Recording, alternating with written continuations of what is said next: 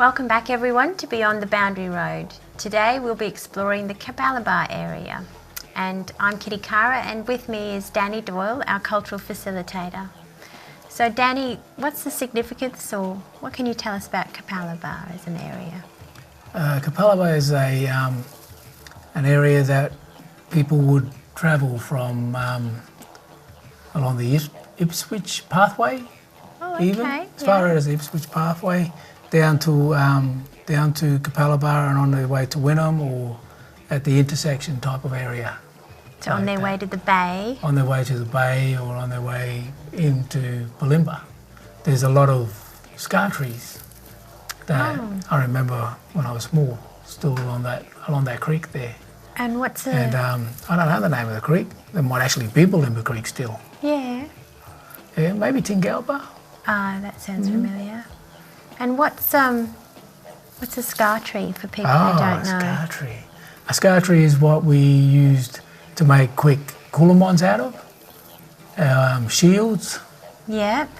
And to take bark off, just for our homes, our gunyas or our camps and stuff. And we also use that to make a bark canoe or raft. So if we want to go across the river, we take off a sheet off the tree and put all our stuff on there and get on there ourselves. Yep. And sit on there sit on there with our knees bent. Yes. Yeah. Most of the time. Yeah. And you just push along with the stick, and you go across the river, or you use your hands like a surfboard. Okay. Yeah. And is there a particular type of tree that people would use for? The gum tree was the main one. Okay. Yeah. Yeah. The stringy bark was more for the home. Yes. Yep. And people had these barks as well on these trees as their own totems. Oh, right. As well. So trees are totems as well? Trees and barks, yes, yeah. So they would represent themselves, and they wouldn't be allowed to go and scar or harm those trees. Ah, okay. Yeah, unless of course they really needed it. Okay. Yeah. What about lizards and goannas and things like that? Yeah, they're all around those areas, plenty of meat. Yeah. Yeah, and you see their tracks all up and down the trees. They scratch. They've got really strong claws. The goannas? Goannas, yeah. So there's like 4 marks. Yeah. 4 scratch marks. A koala will have like 3 and then 2.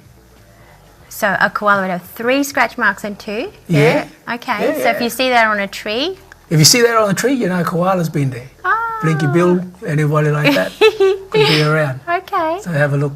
Yeah. But usually you got to see if they're fresh. And a goanna's different. What's a goanna? The goanna's got 4 marks. Yeah. 4 very strong claw marks, and they're wide apart, and they scratch deep. Because they climb right up a tree, a goanna does, doesn't so it? let's go, what do you call that thing we were just talking Koalas, about? yeah. Koala, yeah. And what about... And I have a goanna in the fridge.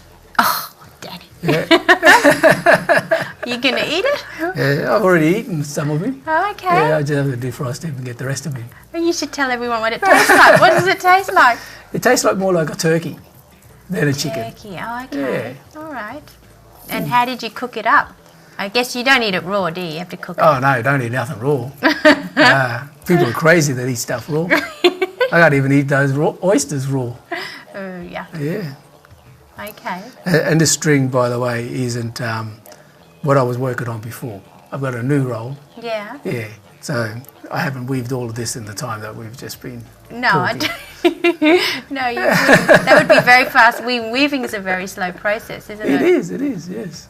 It makes you admire the work that people put into those dilly bags. You know, when they have them at the galleries now, and they show some of the old weaving that people have done that they've been collected. It's amazing, and you realise if you ever try to weave, having done some with you, how long it really takes. It can take some time, and a good thing too about the bushland as well. You'll find the flowers that have the right roots system to them, and we can scrape the roots off those small shrubs or plants. Yes. Yeah, and put them in the water, and that'll dye our string. for us. Ah, that's how It's you make really the good, beautiful strong. dyes. So we got about two colours out that way. Oh, You get the okay. yellow and a kind of like a dark, an orangey red type of one. Right, okay, from the the roots. roots, yeah, of plants. Yeah, because I would have assumed it would have been ochre or something like that. Ochre for the body. Yeah, okay. I think that's all we've got time for. Again. I know, another fast one. Thank you everybody for watching today on Beyond Boundary Road. Next week we're going to move on to Alexandra Hills. And with that said, don't forget to keep exploring the land that you live on. Thank you.